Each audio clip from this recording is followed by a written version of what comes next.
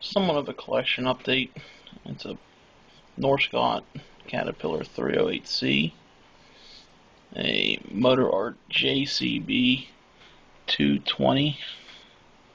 It's actually an S220. It's a pretty good model, actually. Does open. I can't get it right now. I'll show that later. It's a Case 240CX.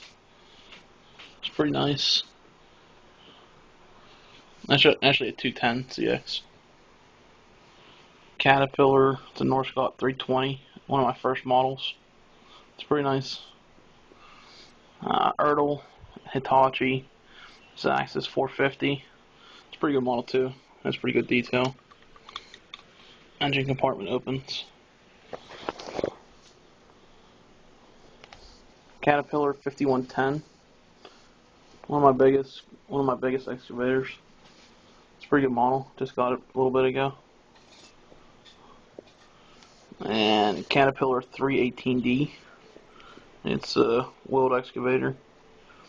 Pretty nice, but the cylinders are a little loose, and the bucket, if you tilt it up far enough, it pops off.